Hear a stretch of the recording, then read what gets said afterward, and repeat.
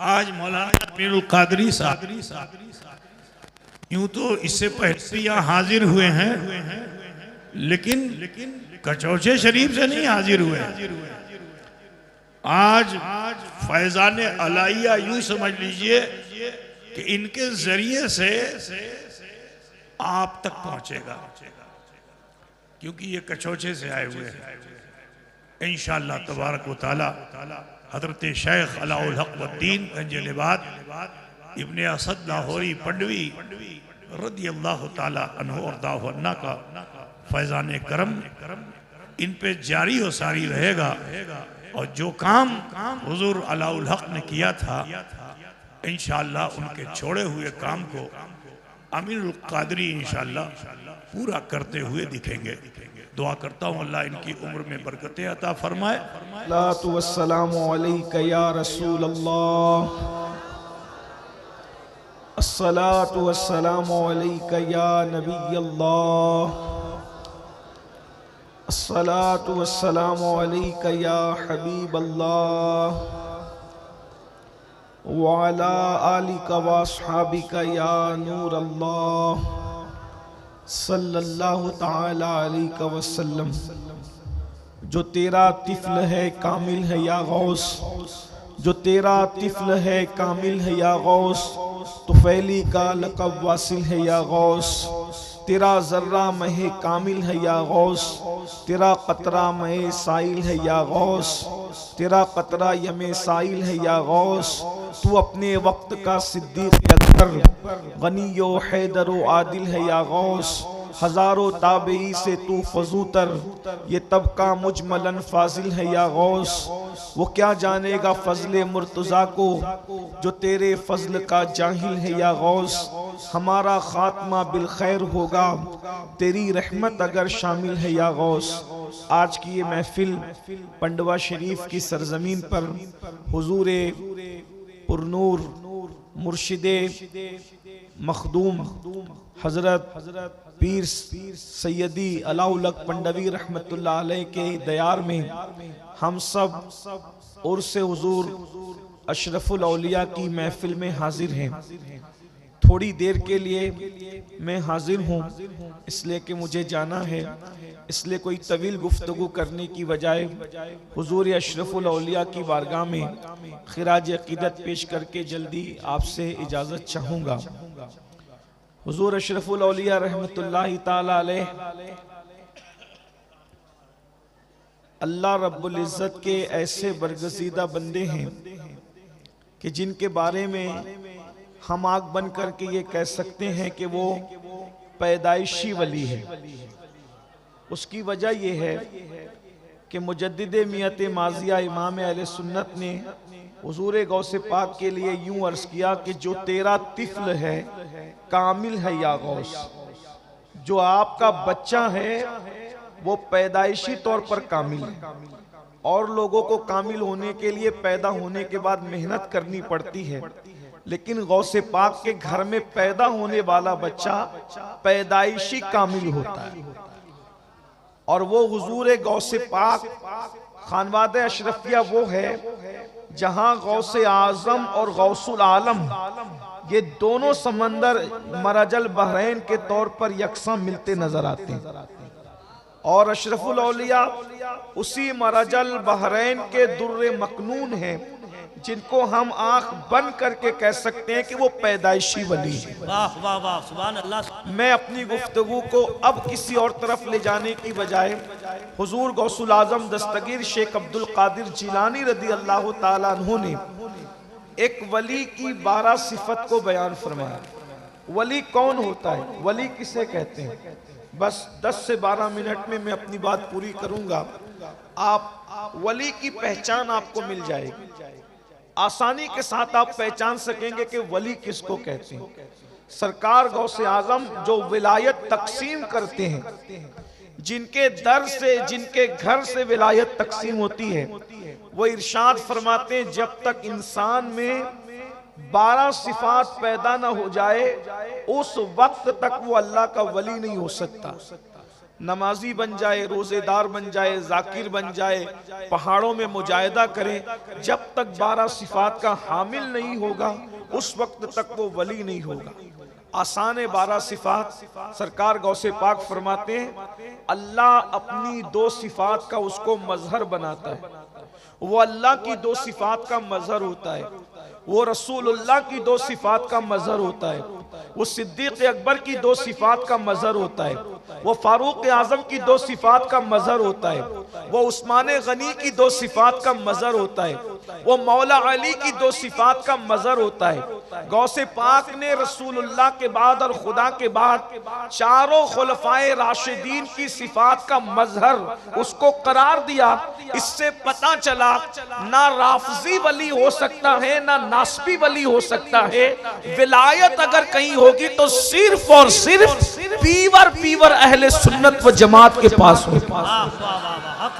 इसलिए कि नासबी के दिल में मौला अली के लिए मोहब्बत नहीं है और राफजी के दिल में शेखैन के लिए मोहब्बत और उल्फत नहीं है, तो ना विलायत वहां नजर आती है ना विलायत यहां नजर आती है। अगर विलायत कहीं नजर आती है तो सिर्फ और सिर्फ अहले सुन्नत व जमात में नजर आती है। हुजूर गौसे पाक रज़ी अल्लाह ताला ने इरशाद फरमाते हैं कि जो 2 सिफात का मजहर वली होता है वो अल्लाह रब्बुल इज्जत की 2 सिफात का मजहर, एक तो वो सिफत सत्तारी का मजहर होता है, वो सिफत गफ्फारी का मजहर होता है। यानी वली वो होता है जो लोगों के ऐब को बयान नहीं करता बल्कि लोगों के ऐबों पे पर्दे डाला करता है। अल्लाह रब्बुल इज्जत सत्तार है, जैसे वो बंदों के ऐबों पे पर्दे डालता है। जब वो किसी को अपना दोस्त बनाता है तो सिफत सत्तारी का उसको मजहर बना देता है। वो लोगों के ऐबों को बयान नहीं करता बल्कि लोगों के ऐब पे पर्दे डाला करता है। और इस मिंबर पर अभी आपने अपनी आंखों से देखा कि अल्लाह अकबर अपने मुरीद को मना किया गया और जब उन्होंने तवज्जो न की तो झिड़की दे करके बताया गया कि अल्लाह वालों की शान क्या है कि यहाँ पर्दे नहीं उठाए जाते बल्कि पर्दे डाले जाते। नारे तकबीर, हाथों को उठा करके नारे रिसालत, नारे हैदरी। सुभान अल्लाह, सुभान अल्लाह। जब ताजुल औलिया की पर्दापोशी का ये आलम है तो अशरफुल औलिया की पर्दापोशी का आलम क्या? वाह वाह वाह वाह वाह वाह वाह वाह, सुभान अल्लाह, सुभान अल्लाह। सिफत सत्तारी का मजहर होता है। फिर फरमाया वो सिफत गफ्फारी का मजहर होता है, यानी वो लोगों को मुआफ करता है। अपनी जात के लिए वो लोगों से लड़ाई झगड़ा नहीं करता, इसलिए कि जात के लिए लड़ना कुतुब का काम होता है, जात के लिए लड़ना ये अल्लाह वालों का काम नहीं होता। वो सिफत गफ्फारी का मजहर होता है। इस आईने में अगर आप हुजूर अशरफुल औलिया की जिंदगी को देखें, मैंने तो उनको नहीं देखा,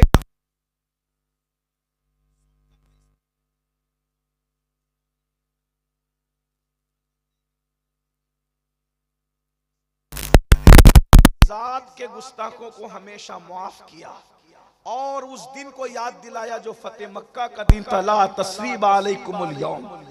और यहाँ तो चिश्तियत है और खास तौर पर यहाँ चिश्तियत और कादरियत का भी संगम है। चिश्तियत इस एतबार से है कि मखदूम अशरफ जहांगीर सिमनानी जैसा सिलसिला चिश्तिया का वो अजीम नुमाइंदा जिसने सिलसिला चिश्तियत को बामे उरूज तक पहुंचाया, और इसीलिए तो उनके मुर्शिद को उन पे नाज था। मुर्शिद अपने बेटे को खिदमत सौंपते हैं कि तुम्हें जंगल से लकड़ियां लाने जाना होगा, और सारे खुलफा और मुरीदीन को जिम्मेदारियां सौंपते हैं। खानका में झाड़ू लगाना होगा, बर्तनों को साफ करना होगा, लंगर तकसीम करना होगा, मेहमानों की खिदमत करना होगा। बेटे को भी काम दिया, सारे मुरीद और खुलफा को काम दिया। लेकिन जब मेरे मखदूम अशरफ सिमना ने अर्ज किया हुजूर सबको काम सौंपते हैं, मुझे भी कोई काम सौंप दीजिए, फरमाया अरे सब अलग है अशरफ तुम अलग हो, इसलिए कि जब तुम आए थे तो तुम्हारे आने से पहले खिजर अलैहिस्सलाम ने तुम्हारी इतनी तारीफ की थी कि अब मुझे कोई काम देने के लिए तुम्हें हया आती है कि मैं खिज़र को क्या मुंह दिखाऊंगा। अगर मैंने तुम्हें कोई काम सौंप दिया, मैं तुम्हें कोई फिजिकली एक्टिविटी नहीं सौंपना चाहता। अगर तुम कुछ करना ही चाहते हो तो जिक्र अस्कार के जरिए से मंजिलों को तय कर। नारे तकबीर, नारे रिसालत, फैजाने मखदूम अशरफ, फैजाने मखदूमुल आलम। वाह वाह वाह। मुर्शिद जिसको जिम्मेदारी और खिदमत देने और खिदमत लेने के लिए हया करे वो अशरफ सिमना है, वो हमारे मखदूम है। बहरहाल तो चिश्तियत तो इस एतबार से कि मखदूम साहब चिश्ती हैं, और कादरियत इस एतबार से कि सैयदना अब्दुल रज़्ज़ाक नूरुलैन की औलाद है। तो यहाँ चिश्तियत और कादरियत एक साथ जमा होती है। ये भी मराजल बहरैन है अल्हम्दुलिल्लाह ताला। तो चिश्तियत और कादरियत जो जमा करने की बात कर रहा हूं तो ये कि यहाँ हाय हाय हाय क्या बात, अशरफी सहबा शराबे संजरी, सुभान अल्लाह। एक ही शीशे में है दोनों भरी, कादरी सहबा शराबे संजरी, एक ही शीशे में है दोनों भरी। कादरी सहबा शराबे संजरी, कादरी सहबा शराबे संजरी, एक ही शीशे में है दोनों भरी। क्या खुशनसीबी है हम लोगों की। तो कादरियत और चिश्तियत जब मिली हुई है तो दोनों में अब बात क्या है। हुजूर गौसे पाक फरमाते हैं कि मेरा घोड़ा बेलगाम है और मेरी तलवार बेनियाम है। और चिश्ती लोग कहते हैं ख्वाजा नसीरुद्दीन चिराग दहलवी रदी अल्लाह तबारक व तआला अन्हु कि हम चिश्ती लोग किसी से उलझते नहीं, हमने अपनी तलवार नंगी करके रख दी है, जो आकर के उलझेगा उसका किस्सा खुद ही तमाम हो जाएगा। लेकिन ये अल्लाह वाले अपनी जात के लिए किसी से नहीं लड़ते, ये अपनी जात के दुश्मनों को माफ करते, सिफते गफ्फारी का मजहर होते हैं, अपनी जात के लिए नहीं लड़ते। बल्कि सरकार बाबा फरीदुद्दीन गंजे शकर रदी अल्लाह ताला तो यहाँ तक फरमाते हैं कि भाई हम सूफी लोग हैं, अल्लाह वाले लोग हैं, हमारे सामने कैंची की बात ना किया करो बल्कि सुई धागे की बात किया करो, क्योंकि कैंची एक को दो कर दिया करती है और सुई धागा एक को दो को एक कर दिया करता है। ये खानका है, यहाँ पर एक को दो नहीं किया जाता बल्कि दो को एक किया जाता है। ये सरकार बाबा फरीद गंज शकर रदी अल्लाह ताला की तालीम। अल्लाह नवाजिश करम फरमाई है आपकी दुआएं सरकार जी, न मोहब्बतें आप। तो एक बात मुझे यहाँ याद आई, जात के लिए न लड़ना और अल्लाह के लिए दुश्मनी रखना, उसकी एक मिसाल पेश करता हूँ। सरकार ख्वाजा नसीर मिल्लत वद्दीन ख्वाजा नसीरुद्दीन चिराग दहलवी की बात याद आई। कुछ लोगों ने बादशाह के पास जाके चुगली की कि ये लोग तो सिमा में रात दिन रहते हैं, ये अल्लाह वाले लोग नहीं हैं और ये ऐसे ही हैं वैसे वगैरह वगैरह कहा। बादशाह ने कहा ठीक है, हम उनको अपना नौकर बनाएंगे और उनसे अपनी खिदमत लेंगे। सरकार नसीरुद्दीन चिराग दहलवी के पास नुमाइंदा भेजा और नुमाइंदा भेजने के बाद कहा कि आपको बादशाह की कोई ना कोई नौकरी कबूल करनी पड़ेगी। सरकार नसीरुद्दीन ने फरमाया मैं आपसे कोई ताल्लुक नहीं रखता, मैं आपकी नौकरी कैसे कर सकता हूँ। कहा अगर आप नौकरी नहीं करोगे तो मुश्किल उठाओ। कहा मैं हर मुश्किल उठाऊंगा। सीरत निगार लिखते हैं ये सीने की जो हड्डी होती है, इन दोनों हड्डियों में सुराख करके ख्वाजा नसीरुद्दीन चिराग दहलवी को लटका दिया गया कि आप नौकरी करें। सरकार नसीर मिल्लत वद्दीन से मुरीदीन ने कहा हुजूर ये जुल्म पर आया है, आप नौकरी के लिए तैयार हो जाएं, ये जो कहता है आप कर लें वरना ये आपको नुकसान पहुंचाएगा। आपने फरमाया ठीक है मैं तैयार हूं। तो बादशाह ने कहा रोजाना आप मुझे मेरे कपड़े पहनाएंगे और मेरे कपड़े उतारेंगे, ये आपकी जिम्मेदारी। तो ख्वाजा नसीर रोजाना कपड़े पहनाने लगे और कपड़े उतारने लगे, लेकिन बद्दुआ नहीं की क्योंकि अब तक जात तक मामला था, जाती दुश्मनी थी। ये बादशाह को ख्वाजा नसीर से जाती दुश्मनी थी, चिराग दहलवी से। चिराग दहलवी कौन है? ये चिराग दहलवी सरकार अलाउल हक पंडवी रहमतुल्लाही ताला अलैह, ये इनके पीरो मुर्शिद के पीर भाई है। हजरत अखी सिराज आईने हिंद के पीर भाई हैं। इन दोनों के पीरो मुर्शिद निजाम मिल्लत वद्दीन सुल्तानुल मशाइख ख्वाजा निजामुद्दीन औलिया रदी अल्लाह ताला। जाती दुश्मनी है, हड्डी में सुराख करके लटका दिए गए, लेकिन बद्दुआ नहीं की, माफ कर रहे हैं। उसको कुर्ता पहनाते हैं, कुर्ता उतारते हैं। हासिदों ने कहा कि मामला सही चल रहा है, नसीर का इम्तिहान लो।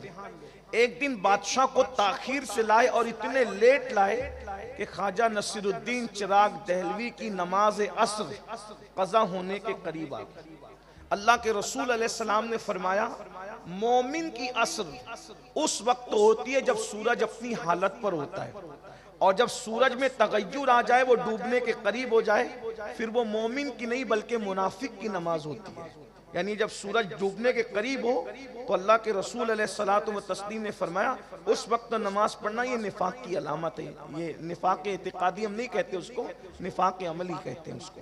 लेकिन बहरहाल अल्लाह वाले उस वक्त भी नमाज पढ़ने को पसंद नहीं करते थे, बल्कि मसनून वक्त में नमाज पढ़ने को पसंद करते।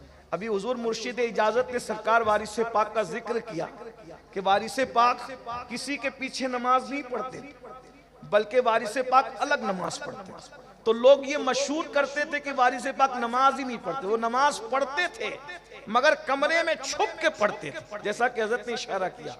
लोग कहते थे आप जमात के साथ नहीं पढ़ते, जमात के साथ नहीं पढ़ते। तो वारिस पाक कहते थे अरे जमात से पढ़ाना है तो अली हुसैन अशरफी जैसा इमाम ला करके दो ना। सुभान अल्लाह, सुभान अल्लाह।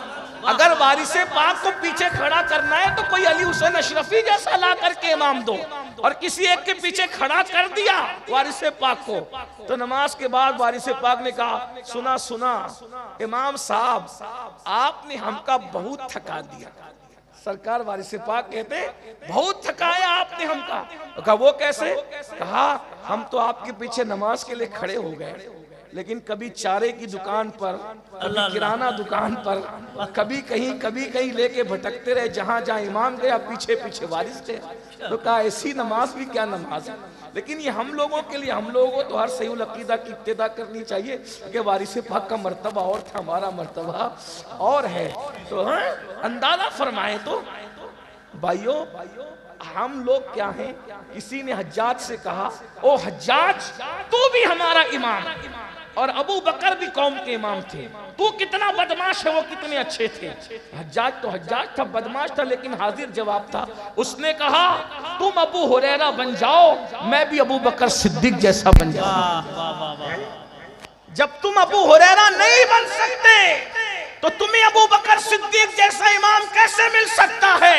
बस मैं यही आपसे कहना चाहता हूं, जब हम वारिस पाक नहीं बन सकते तो हमें भी अली हुसैन अशरफी मियां जैसा इमाम नहीं मिल सकता।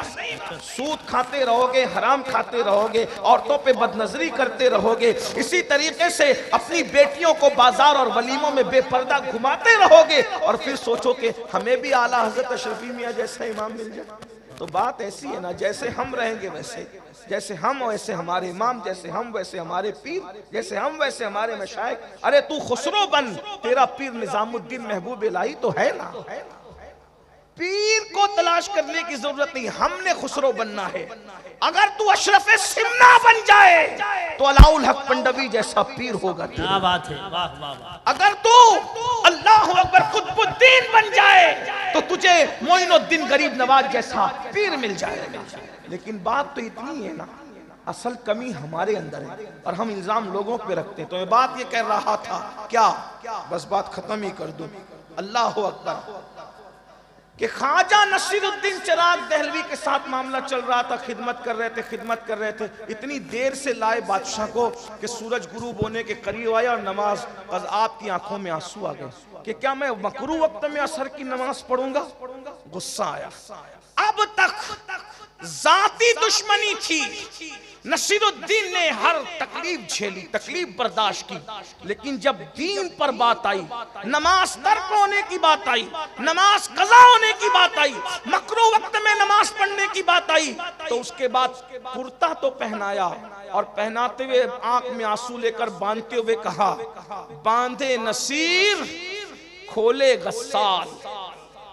ये वली की जबान है, ये वली की जबान है।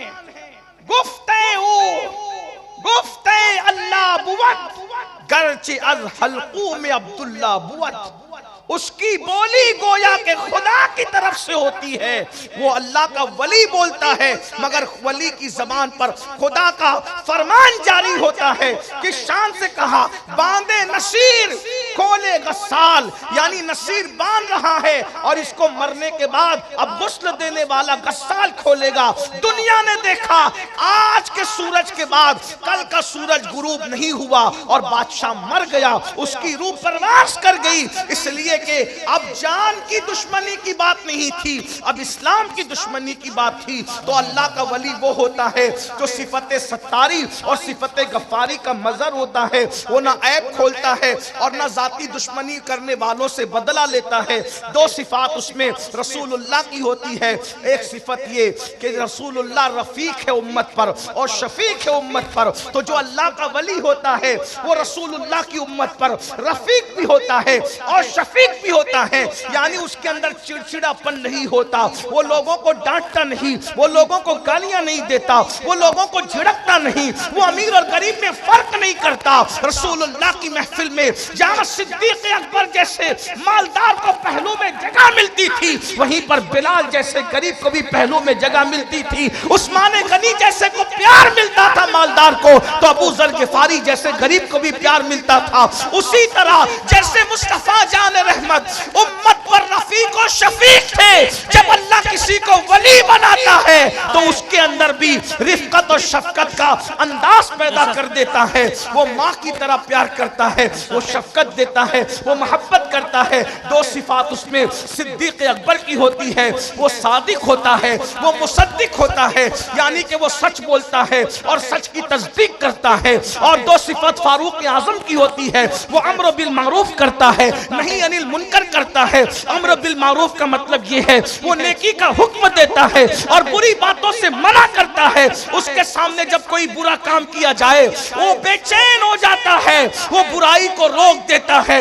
अम्र बिल मारूफ और नहीं अनिल मुनकर, नेकी का हुक्म देना, बुरी बात से मना करना, ये अल्लाह के वली की पहचान है। दो सिफात उसमें उस्मान गनी की होती है, एक तो वो दिन को सखावत करता है और रात को इबादत करता है।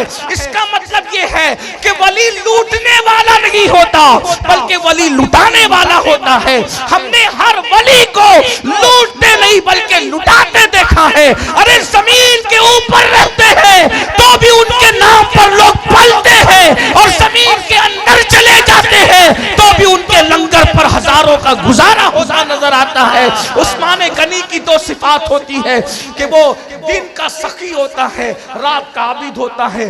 और दो सिफात उसमें मौला अली की होती है, वो ये कि वो जाहिल नहीं होता बल्कि वो आलिम होता है और वो बहादुर और शुजा होता है।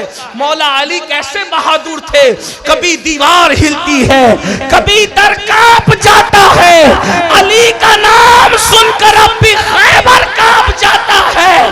पूरी जिंदगी कभी अली के सिपर को कोई गिरा ना सका, लेकिन मरहब ने ऐसा वार किया कि मौला अली की सिपर गिरा दी। एक दिन अली की सिपर गिर गई, अली ने सजा क्या दी कि उसके खैबर के दरवाजे को तोड़कर अपनी सिपर बनाकर बताया, अली से सिपर छीनोगे तो तुम्हारा दरवाजा तोड़ करके सिपर बनाई जाएगी। और उसके बाद जब उखाड़ करके फेंक दिया, 70 लोग मिलकर भी उठा न सके। वाह वाह वाह वाह वाह वाह वाह। फरमाया दो सिफात उसमें, दो सिफात उसमें मौला अली की होती है, वो बहादुर होता है और वो आलिम होता है। अब ये 12 सिफात अगर आपको किसी में देखना है तो दिल दिमाग के दरीचों को खोलकर माजी के झरोके में झांक कर देखो तो आपको अशरफुल औलिया की तस्वीर उभरती हुई नजर आएगी। अस्सलामु अलैकुम व रहमतुल्लाह।